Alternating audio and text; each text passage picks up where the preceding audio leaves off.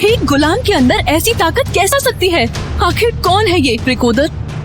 इसकी सच्चाई का जल्दी पता लगाओ। ये गुलाम मुझे चाहिए, इसे कोई हाथ भी नहीं लगाएगा। अब ये मेरा है। मेरी एक इच्छा के बदले मैं इसे मांगती हूँ। राजकुमारी, आप अपनी आखिरी इच्छा एक मामूली से गुलाम पे क्यों बर्बाद करना चाहती हैं? मैं उसके साथ क्यों चाहिए था सुंदर राजकुमारी को एक गुलाम? कौन था वो गुलाम? सुनिए ये पूरी कहानी। सुंदर नगर में डेथ मैच का आयोजन होने वाला है। राजकुमारी मणिकर्णिका भी इस आयोजन में पधार रही है। मौत का खेल तो इन अमीरों ने अपना शौक बना रखा है। डेथ मैच में गुलामों के लिए एक नियम बनाया गया था। अगर एक भी गुलाम राज परिवार के किसी भी योद्धा को हराकर जिंदा बच जाए तो उसके साथ सारे गुलामों को आजाद कर दिया जाएगा। लेकिन ये सब इतना आसान नहीं था और इन्हीं गुलामों के बीच कैद था 16 साल का नील वायुपुत्र, जो कोई आम कैदी नहीं था। कल आजादी का नया सूरज निकलेगा। हालत देखिए अपनी और हम सब की। पूरे दिन हमें पीटा जाता है। हम तो अपने पैरों पर ठीक से खड़े भी नहीं हो सकते। अब चाहे मणिकर्णिका आए या यमराज, कल मैं यहाँ से निकल के ही रहूंगा। आखिर कमजोर नील कैसे लड़ेगा राज परिवार और राजकुमारी मणिकर्णिका के शक्तिशाली योद्धाओं से? सूरज की पहली किरण के साथ डेथ मैच शुरू हो चुका था। काल कोठरी में नील का पूरा शरीर गर्म लावे की तरह दहक रहा था। उधर मैदान में एक एक करके गुलाम मारे जा रहे थे। दोपहर तक लाशों के ढेर जमा हो चुके थे। एक तरफ अमीर लोग जीत का जश्न मना रहे थे, दूसरी तरफ रोते चीखते गरीब और गुलामों के परिवारों का दर्द धरती और आसमान को भी दहला रहा था। अखाड़े में खड़ा सुंदर नगर का बेरहम और ताकतवर राजकुमार राजदत्त लोगों को चुनौती दे रहा था। तभी नील ने अखाड़े में कदम रखा। उसे देखकर राजदत्त बोला, तो तू अभी तक जिंदा है? लगता है तेरी मौत मेरे ही हाथों लिखी है। मेरी कहानी सुनकर लोग दुआ मांगेंगे कि उनके घरों में कभी कोई तुझ जैसे भाई और रिश्तेदार ना हो। रिश्ते कमजोर लोग बनाते हैं, मैं अकेला ही काफी हूँ। चल अब मरने के लिए तैयार हो जा। राजदत्त ने अपने हाथ की मुट्ठी को कसना शुरू किया और उसके शरीर में नीली ऊर्जा दौड़ने लगी। उसकी ताकत 100 हाथियों के बराबर थी।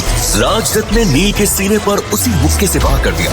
नील कई फुट दूर जाकर गिरा, लेकिन इस बार उसे जरा भी दर्द का एहसास नहीं हुआ। राजदत्त को इसकी उम्मीद तक नहीं। थोड़ा और दम लगा राजदत्त, इतना मेरे लिए काफी नहीं है। राजदत्त भूखे भेड़िए की तरह नील पर टूट पड़ा।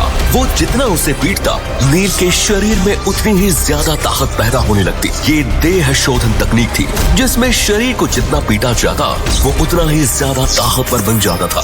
नील को अपने वार आसानी से झेलते देखकर राजदत्त का गुस्सा बढ़ता ही जा रहा था। तुझे कुछ हो क्यों नहीं रहा? क्या तू मेरे सब्र का इम्तिहान ले रहा? तो फिर ये ले।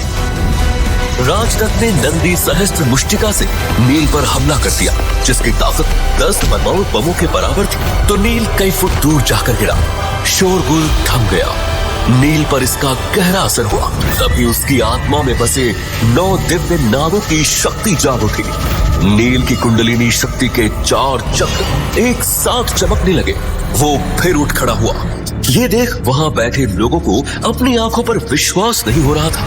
इस हमले से कोई जिंदा नहीं बच सकता था, लेकिन नील ने राजदत्त की पूरी ताकत सोख ली थी। तेरा समय पूरा हुआ राजदत्त, अब मेरी बारी। नील ने एक जोरदार मुक्का राजदत्त को मारा। बस एक ही मुक्के में वो धूल भागते हुए कई फुट दूर जा गिरा। लोग खुशी से झूम उठे, ढोल लगाड़े बजने लगे और मणिकर्णिका अपनी जगह से चौंक कर खड़ी हो गई। एक गुलाम के अंदर ऐसी ताकत कैसे आ सकती है? मणिकर्णिका के खास मंत्री रिकोदर ने जब नील की कहानी बताई तो मणिकर्णिका के पैरों तले की जमीन खिसक गई। यानी मेरे साथ इतना बड़ा धोखा। अब मैं इन लोगों को नहीं छोड़ूंगी। तभी नील मैदान में चिल्लाते हुए राजा नागेंद्र से बोला, डेथ मैच के नियमों के मुताबिक मैं जीत गया और अब आपको मुझे और इन सारे गुलामों को आजाद करना होगा। राजदत्त की हार उसके पिता युजवेंद्र और बड़े चाचा नागेंद्र को बर्दाश्त नहीं हुई। नागेंद्र किसी चोट खाए घायल सांप की तरह फुकार रहा था। वो इतनी आसानी से नील को छोड़ने वाला नहीं था। वो चिल्लाया, इतनी आसानी से नहीं नील, तुझे आजाद छोड़कर मैं इतने बरसों की अपनी मेहनत बर्बाद नहीं कर सकता। मैदान में फिर मौत जैसा सन्नाटा छा गया। नागेंद्र ने अपना हाथ लहराया और नीली बिजली की तलवारें हवा में घूमते हुए नील को घेरने लगी। नील जानता था कि वो नागेंद्र का सामना नहीं कर सकता। नागेंद्र बिजली की गति से नील की तरफ दौड़ा। नील बस अपनी मौत को सामने देख रहा था। तभी एक कड़क आवाज गूंजी। रुक जाइए महाराज नागेंद्र, उसे छोड़ दीजिए। नागेंद्र के कदम वहीं रुक गए। मणिकर्णिका, आप जानती भी हैं आप किसे बचाने की कोशिश कर रही हैं? एक गद्दार के बेटे को, जो मौत की सजा पाया हुआ एक गुलाम है।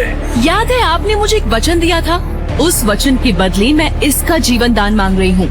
नागेंद्र ने अपनी तलवार भटक दी। सम्राट बिंदुसार की बेटी की बात टालने की औकात नागेंद्र की नहीं थी। नील के साथ बाकी गुलामों की बेड़ियां भी खोल दी गई। वो सब आजाद होकर अखाड़े से बाहर जाने लगे, लेकिन जैसे ही वो लोग नगर की सीमा के पास पहुंचे, सारे गुलामों पर लोहे का जाल फेंक दिया गया और वो फिर से बंदी बना लिए गए। इससे पहले कि नील कुछ समझ पाता, आसमान गरजने लगा और लोहे की बड़ी सी हांडी जमीन पर आकर गिरी। उसमें से एक घिनौना सा दिखने वाला बूढ़ा आदमी बाहर निकला, जिसे देखकर सबकी चीखें निकल गई। नील गरजा, कौन हो तुम? तुम्हारी मौत अघोरा। अघोरा ने नील को अपनी हांडी में खींचा और उसे अपनी पीठ पर लाद कर फरार हो गया। सबके चेहरे मौत के डर से सफेद पड़ चुके थे। आखिर कौन था अघोरा और नील को कहां ले गया? किसने भेजा था उसे और अब वो क्या करेगा नील के साथ? क्या ये मणिकर्णिका की कोई चाल थी या किसी और की साजिश? कैसे बचाएगा नील अपना राज्य और अपनी बहन को? क्या वो ले पाएगा अपने पिता की मौत का बदला? सारे सवालों के जवाब मिलेंगे सिर्फ पॉकेट एफएम पर। आज ही डाउनलोड करें और फ्री में सुनना शुरू करें। देश का सबसे धमाकेदार शो महागाथा, सिर्फ और सिर्फ पॉकेट एफएम पर।